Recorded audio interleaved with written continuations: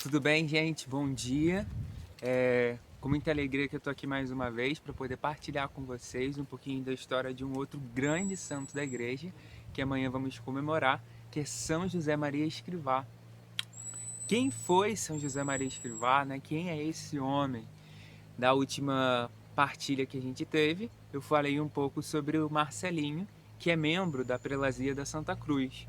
São José Maria Escrivá é um santo espanhol, padre, fundador do Opus Dei ou Prelazia da Santa Cruz. É o nome canônico que a gente dá à instituição.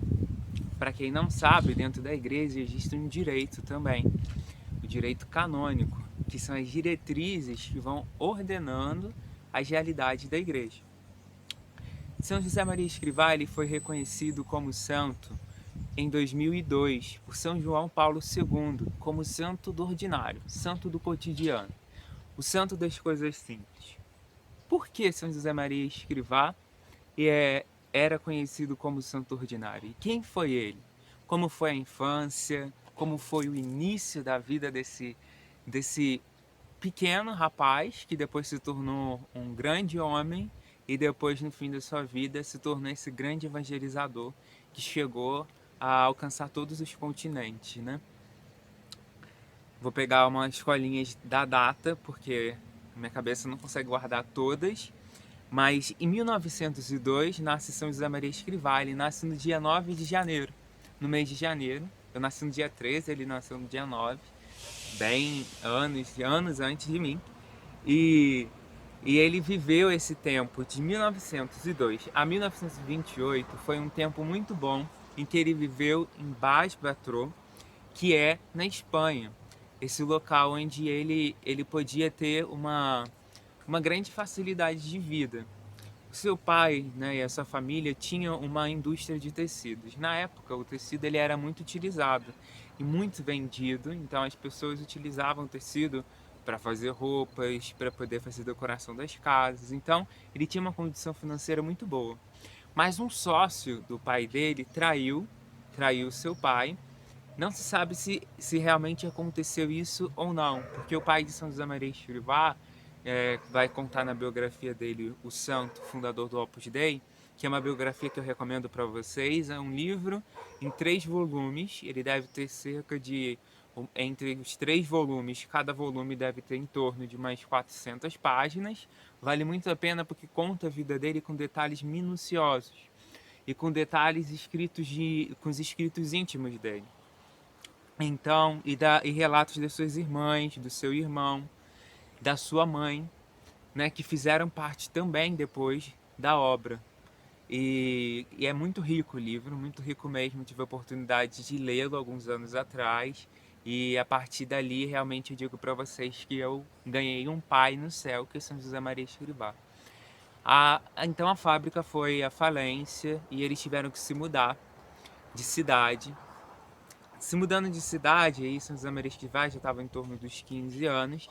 Eles se mudaram de cidade, tiveram que demitir os desempregados da casa, começaram a viver uma vida mais simples do que eles tinham, né? Então agora eles já não tinham mais uma casa tão ampla e começaram a sofrer um pouco com a pobreza. Mas ainda não uma pobreza como a gente vê, como a gente pensa, como a gente entende, né, na vida de tantos santos. Ele tinha uma condição financeira ainda razoavelmente boa, apesar que seu pai e sua mãe se sacrificavam muito para poder que ele estudasse e também, né, que ele pudesse ter a sua vida social de uma maneira normal.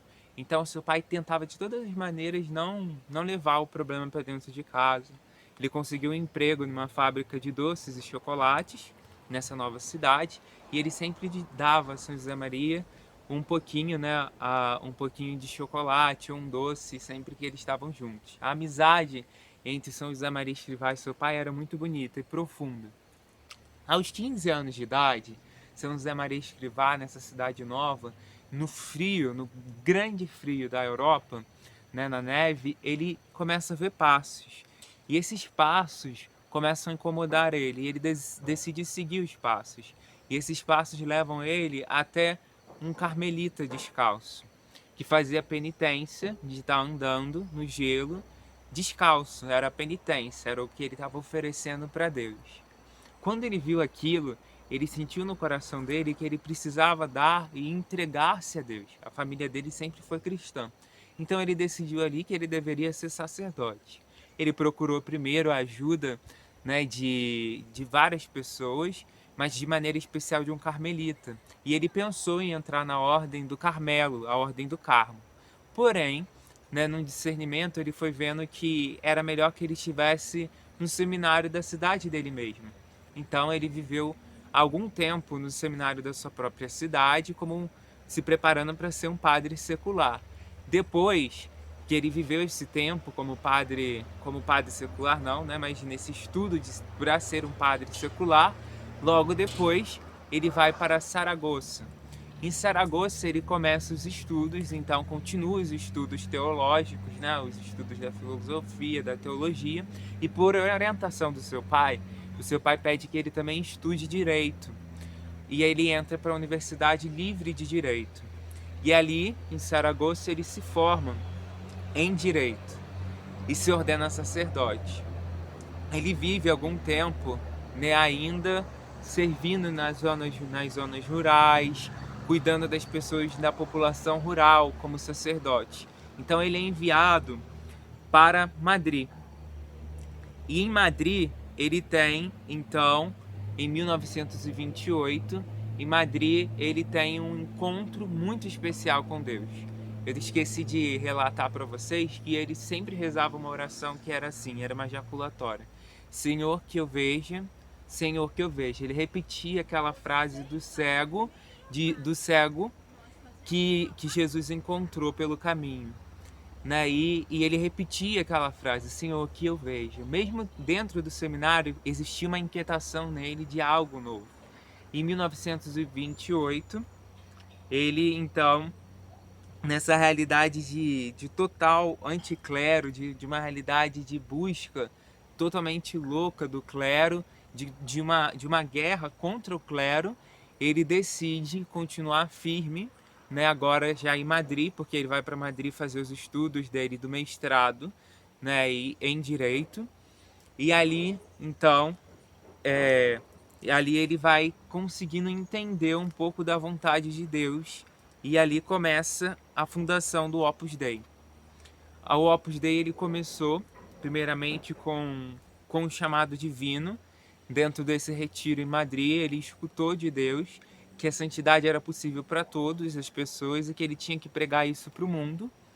E a partir dali ele se reúne e vai atrás de pessoas, mesmo nessa realidade de conflito que estava acontecendo, ele foi atrás de pessoas. E durante 8 anos, né, os membros da Opus Dei eram apenas 20. Em 1936, então, acontece a Guerra Civil. E ele estava em Madrid durante a Guerra Civil. E era o lado que era totalmente anti-clero e anti tudo que era religioso. Eles dominaram as igrejas, destruíram os conventos. Então ele teve que, de alguma maneira, começar a usar roupas seculares. Então ele tirou a batina, que ele tinha o hábito de usar, e começou a usar roupas seculares para poder se disfarçar e poder estar vivendo ainda o ministério dele de maneira clandestina, mas sabendo que ele poderia morrer. Ele colocou uma aliança no dedo para que pensassem que ele fosse casado, e ele atendia então assim as mulheres e os homens nas praças e fazia missas secretas e clandestinas durante muito tempo. Como esses 20 membros do Opus Dei eram de Madrid, ele ficou com o coração muito na mão de poder ir para o outro lado, que era o lado que a guerra estava a favor, vamos dizer assim, da igreja. Ela não era contra a igreja. Então ele tentou fugir para Burgos e ele vai fazer essa fuga pelos Pirineus. E essa fuga acontece, então, até os Pirineus. Os Pirineus são umas montanhas enormes, né, que separavam Madrid de Burgos, né, que era o destino que ele tinha que chegar, era onde ele poderia estar em segurança. Do outro lado, e onde ele poderia exercer o ministério dele de forma mais livre. Ele vai viver essa jornada com alguns membros do Opus Dei, alguns membros conseguem levá-lo até lá, Detalhe que durante o período da guerra ele ficou algum tempo no manicômio, porque era o lugar onde ele poderia estar escondido e as pessoas não iam perceber que ele era um padre, porque ele poderia morrer. Mas ali ele celebrava a missa, atendia as pessoas e cresceu muito na vida espiritual. Depois ele foi levado, né, para a delegação de Honduras, onde ele ficou também um grande tempo, uma grande parte da vida dele, ele ficou lá nessa delegação, algum período da sua estadia da guerra ainda em Madrid, onde ele era alimentado e onde ele podia ter o mínimo necessário para a sobrevivência, onde ele podia atender alguns de seus filhos espirituais. Passando para o outro lado, nessa caminhada que foi intensa e muito perigosa, porque os Pirineus eram vigiados o tempo inteiro, né? Essa montanha ela era cheia de vigias, de cães de caça, para que ninguém fugisse. Então ele teve que lutar muito, muito, muito, com toda a força que ele tinha para poder chegar até o outro lado. Ele tinha um reumatismo, então muitas das vezes para ele poder conseguir andar, as suas articulações ficavam muito inchadas. A sua mão, né, vai contar Pedro Cassiaro, que foi um dos primeiros membros e um dos membros que passou para o outro lado com ele na travessia, contar que as mãos dele estavam totalmente tomadas, né, de espinhos que ele não parou no caminho para tirar. E quando ele chegou do outro lado, perceberam que ele estava com uma inflamação. E pensaram que fosse só uma questão de mais alguma enfermidade, por conta do frio intenso que eles passavam, porque eles utilizavam uma bota, e foram eles e alguns membros.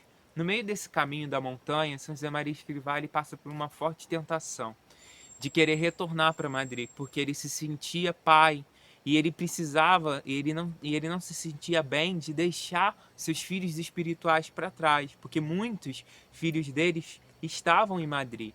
E ele não se sentia bem de deixar alguns filhos espirituais para trás. Então ele decide voltar. E ele passa uma noite inteira de muita, muita angústia, numa profunda noite escura da alma.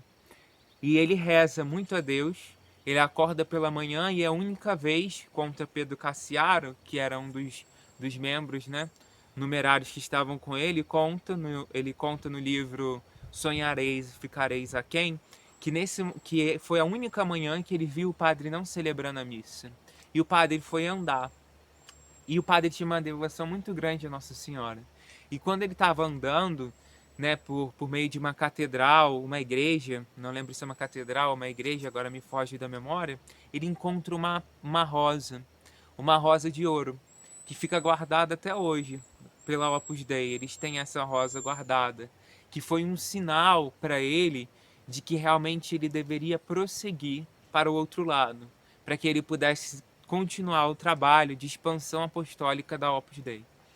Então ele consegue atravessar e ele vai viver esse tempo depois, né, do outro lado, com maior tranquilidade, podendo celebrar as missas, mas vivendo uma pobreza muito grande. E somente 2 membros, né, continuaram a morar com ele na mesma cidade.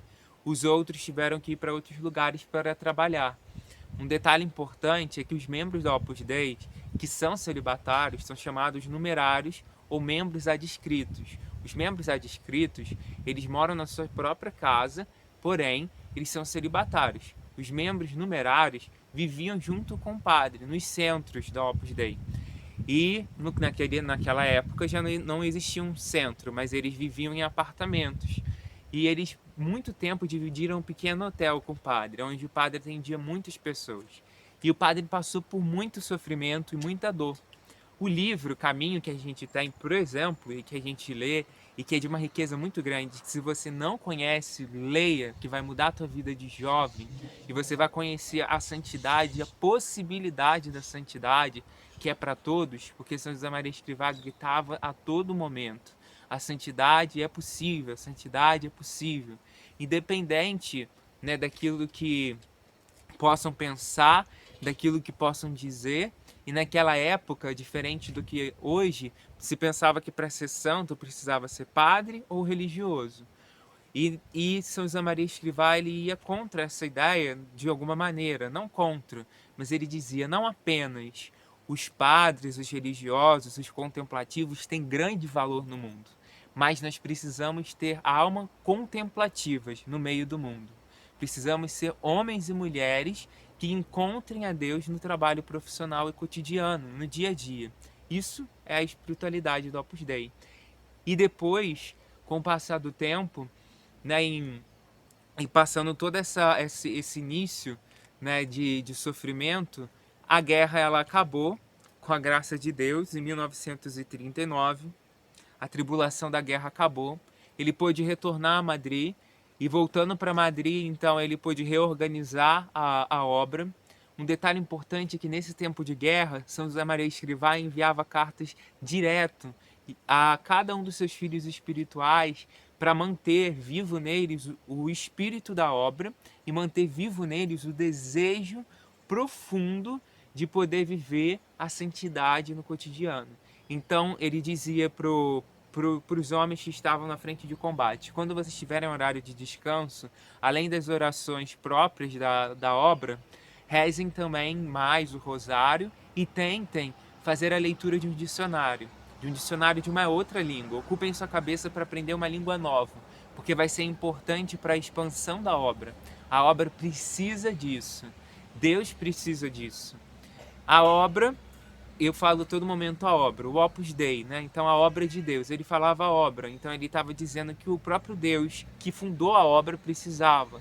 Ele era só um fundador sem fundamentos, como tantas vezes ele disse: eu sou um fundador sem fundamentos. Quem fundou o Opus Dei foi Deus, e ele levou o Opus Dei para frente. Mas ele sofreu e ensinou os filhos dele a sofrerem e a terem essa capacidade de sofrer com alegria. E ele anotava no calendário dele: com alegria, nem um dia sem cruz. Com alegria, nem um dia sem cruz. É ao ponto de que ele sempre buscava a Santa Cruz. Em todo momento ele buscava encontrar a cruz de Cristo na realidade que ele estava. Então, São José Maria Escrivá, retornando a Madrid, ele volta, reorganiza a obra. Nesse período, a obra também começa a inserir mulheres. Inicialmente, a obra ela foi fundada apenas para homens, mas depois São José Maria Escrivá tem o entendimento que também existiriam mulheres. Inclusive, entre algumas dessas mulheres, algumas seriam doutoras, seriam professoras e grandes acadêmicas. Dizia São José Maria Escrivá, celibatárias, mas porém grandes acadêmicas, professoras, e ele dizia, estariam no meio do mundo, como é o caso de Guadalupe Ortiz, que foi uma grande professora e mestra, né, de química, e que ela viveu profundamente a profissão dela. Mas ele também viu que existiriam mulheres que seriam donas de casa, cuidariam do lar, porque o Opus Dei não é uma obra não é uma obra social. O Opus Dei é um lar, é uma família. A Opus Dei é necessário para que possa ser vivenciado com amor e que todas as pessoas que chegassem até uma casa do Opus Dei pudessem se sentir no lar de Nazaré. Essa era a ideia de São José Maria Escrivá. Então, em Madrid, ele consegue ali organizar a realidade dele, a realidade inicial, né? E dali ele vai tomando na iniciativa à frente. E vai. E a gente está falando que em 1939 acaba, mal assim ele espera, ele continua, né, a formação, e dali ele sugere 3 nomes para que pudessem ser ordenados sacerdotes. Em 1944 são ordenados 3 primeiros sacerdotes do Opus Dei, né? E isso foi de grande alegria, né, para todas as pessoas que estavam ali naquele momento e para todas as pessoas que viviam com ele naquele momento, ter mais 3 membros da obra.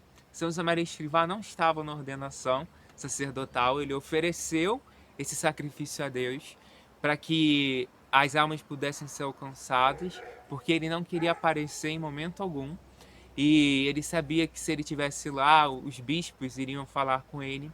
Detalhe que no tempo em que ele teve, tanto em Burgos, quanto tempo que ele teve em Madrid, ele foi extremamente procurado por bispos, padres e sacerdotes que depois se tornaram grandes bispos, cardeais da igreja, ele foi procurado por muitos, porque ele conseguia fazer uma pregação muito simples, mas que tocava profundamente o coração dos sacerdotes e dos leigos.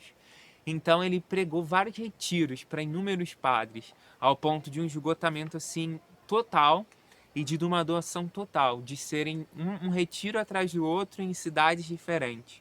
E assim começa a sua movimentação. Nos anos 70, logo a gente está falando em 1944, a gente tem 3 primeiros membros sacerdotes do Opus Dei, além de São José Maria Escrivá, então já existiriam 4 membros que eram sacerdotes. O número de membros da Opus Dei já tinham crescido, agora já existiam mulheres, já tínhamos expandidos para várias cidades ali próximas, né, daquela região. E nos anos 70, a Opus Dei já estava em mais de 30 países. 30 países e em todos os continentes ela já estava presente. Né? Uma das fundações mais queridas de São José Maria Escrivá foi a Fundação do México, porque São José Maria Escrivá tinha uma devoção profunda a Nossa Senhora de Guadalupe, né? Profundíssima, profundíssima Nossa Senhora de Guadalupe. E ele sabia que ela desejava aquela fundação.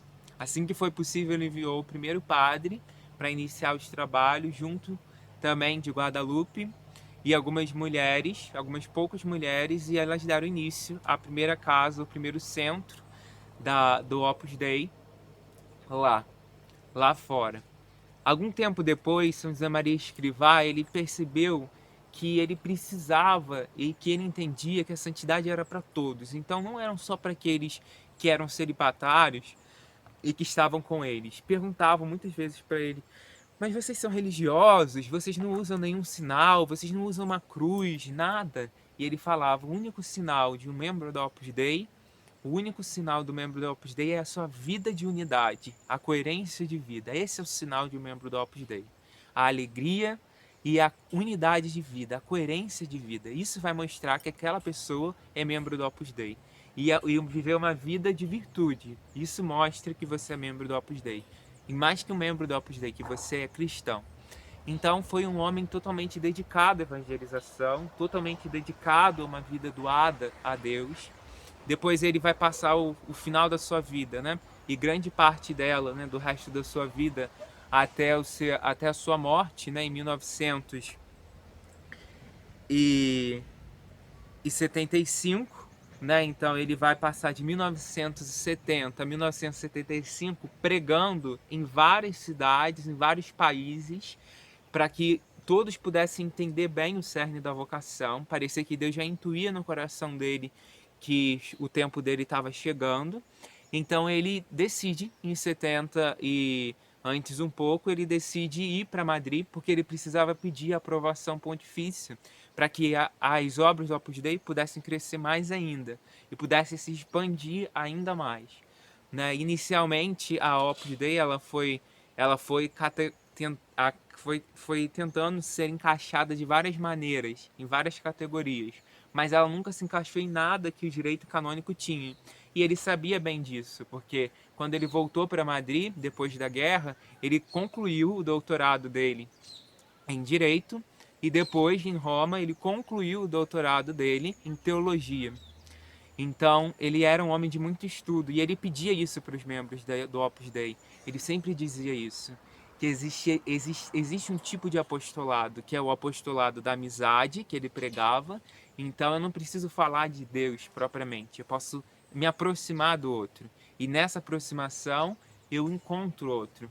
Existe o apostolado da liberdade. O outro, ele tem a liberdade de pensar o que ele quiser, e eu não posso interferir nisso. Ao ponto que São José Maria Escrivá, ele dizia sempre: nós da Opus Dei, nós não temos partido político nenhum.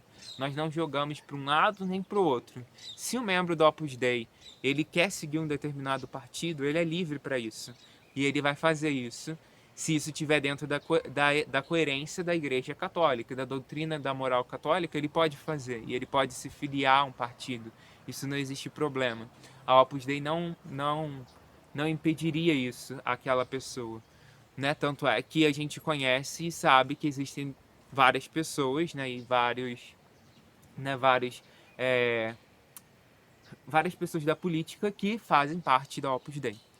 e fazem parte e têm um envolvimento com a obra, sendo cooperadores, sendo membros da Opus Dei mesmo, ou participando das formações da Opus Dei. E São José tinha um outro grande apostolado, que era o apostolado que ele tinha, que era o apostolado da amizade, o apostolado da liberdade. Ele tinha um apostolado familiar. Então ele viu que também as famílias podiam se entregar a Deus. E ali nasce os supernumerários. Supernumerários são famílias ou são homens e mulheres, né, casados, que querem entregar a sua vida também para que possam viver uma vida doada a Deus a partir da espiritualidade, né, de levar o mundo, né, a essa santidade cotidiana.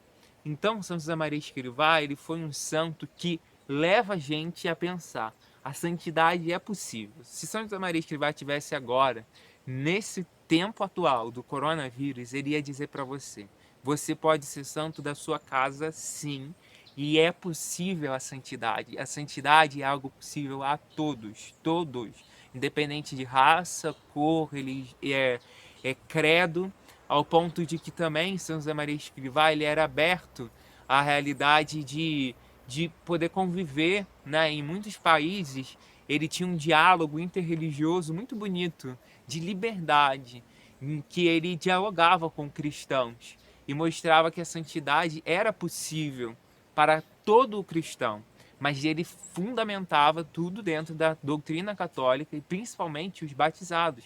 Ele só queria lembrar os homens isso. Ele foi muito importante e influenciou o Concílio Vaticano II. Não só ele, mas grande parte de pessoas que estavam dentro do Concílio Vaticano II, entre eles Dom Álvaro de Portillo, eles foram e faziam parte da Opus Dei. Uma grande parte, né, até hoje, né, das pessoas que estão em torno do Papa estão ligadas de alguma forma com o Opus Dei.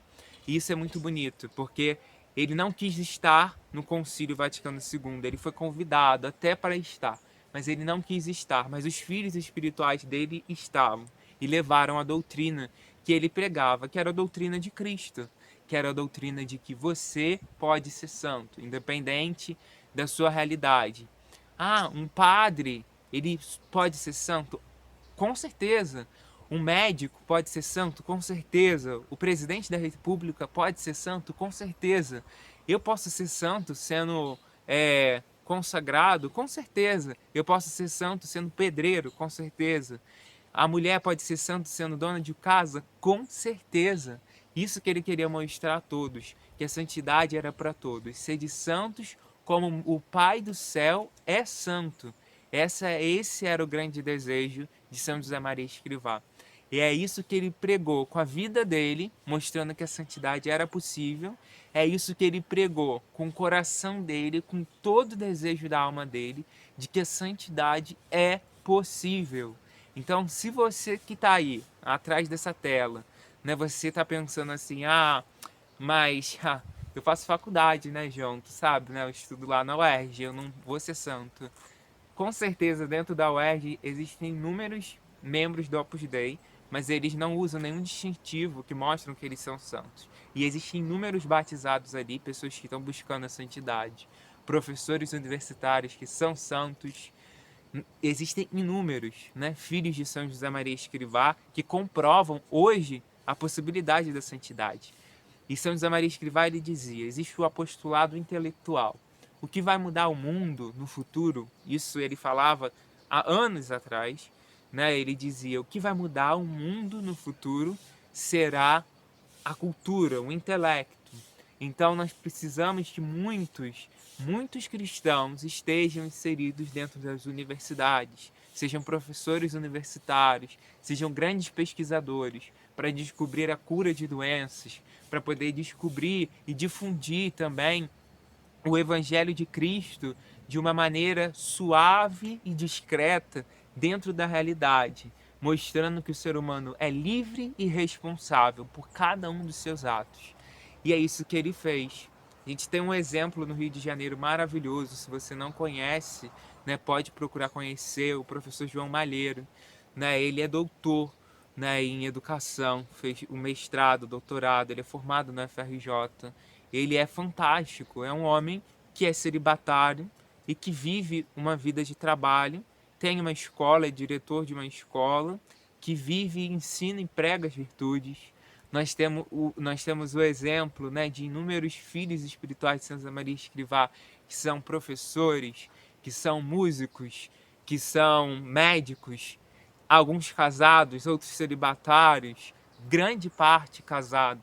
Hoje, só para você ter ideia, o sim desse homem toca mais do que você pode pensar aí de quantidade. Só na obra, a Opus Dei, existem 90 mil membros. A gente está falando de 90 mil membros, né? Membros no Opus Dei são pessoas que seriam, vamos dizer, consagradas. Não é esse termo, o termo realmente é membros, porque eles fazem uma oblação.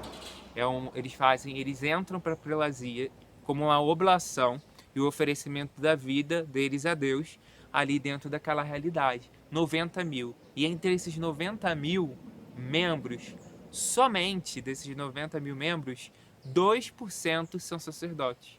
O resto inteiro dos 98% são leigos. Leigos, em sua grande parte casados. Isso para mostrar para vocês que a santidade é possível sim. E isso para mostrar para vocês que é possível ser santo sim. E a gente tem exemplos aqui perto, né, em Florianópolis, o Marcelinho, no processo aí de beatificação agora, o servo de Deus, Marcelo Henrique Câmara, que era um leigo e viveu uma vida leiga, buscando a santidade. Inha Chica, ela era leiga e viveu uma vida buscando a santidade. Era isso que São José Maria Escrivá ele pregava, era isso que São José Maria Escrivá ele dizia com todo o coração dele. É possível a santidade. E o meu testemunho pessoal com ele, para poder encerrar, é que quando eu descobri São José Maria Escrivá, quando eu descobri que era possível ser santo, sem precisar estar dentro de uma realidade fechada, exclusiva, só para isso, a minha visão ela se alargou muito. Existe uma homilia que eu convido você depois a escutar ou a pegar para ler, que se chama Amar o Mundo Apaixonadamente. A gente vai ter até um retiro final de semana agora aqui da comunidade, no dia 27 e 28, falando um pouco da vida e obra de São José Maria Escrivá, mas em que ele faz lá em Navarra. Navarra foi uma das faculdades que ele fundou. E ali ele faz uma missa no campus. E ele fala com um amor profundo de que Deus amou o mundo e que o homem precisa amar o mundo e que eu e você precisamos continuar essa missão de ser corredentores no mundo. Levar a salvação aos homens hoje. Essa missão é minha, essa missão é sua. Foi isso que tocou no meu coração muito fortemente quando conheci São José Maria Escrivá. Né, eu não precisaria deixar, né, estudo, eu não precisaria deixar família, eu não precisaria ser celibatário, Deus me chamou para ser, mas eu não precisaria ser para ser santo. Eu precisaria apenas cumprir a vontade de Deus com alegria, cumprindo o meu dever de cada instante, tendo a presença e a certeza que Deus é meu Pai, a filiação divina, Deus é meu Pai e que Ele está comigo ali, naquele instante. E que há alguém do meu lado, como está agora aqui, o meu Pai do céu, me olhando, e Ele está do meu lado, sabendo que tudo que eu estou falando aqui é verdade, que parte do meu coração, de quem teve a experiência com São José Maria Escrivá, por meio da leitura desses livros dele, tantos livros que ele escreveu, que são inúmeros, vocês podem pesquisar. Ele escreveu inúmeras homilias, existem vídeos no YouTube colorido, né, dele falando. Ele é um santo da nossa época, né? Ele é um santo do nosso tempo. Né? Então, busquem conhecer mais São José Maria Escrivá, busquem a sua doutrina, busquem encontrar cada vez mais, né, no seu dia a dia o Senhor que está escondido nas pequenas coisas. Busquem encontrar o Senhor que está escondido nas atividades pequenas. Essa é a mensagem que eu queria passar para vocês. Essa é a mensagem que São José Maria Escrivá quer passar também para vocês. E para a gente poder encerrar, vamos rezar então uma oração à Nossa Senhora, a quem São José Maria Escrivá era tão devoto. Ave Maria, cheia de graça, o Senhor é convosco, bendita sois vós entre as mulheres, e bendito é o fruto do vosso ventre, Jesus. Santa Maria, Mãe de Deus, rogai por nós, pecadores, agora e na hora de nossa morte. Amém. 26 de junho, que é comemorada a festa de São José Maria Escrivá, né, o dia da morte dele. E só para vocês saberem como ele morreu, né, ele morreu de infarto, trabalhando, virado para uma imagem de Nossa Senhora, né, que era realmente a grande devoção que ele tinha. Então fiquem com Deus, um abraço, e é isso. São José Maria Escrivá, rogai por nós.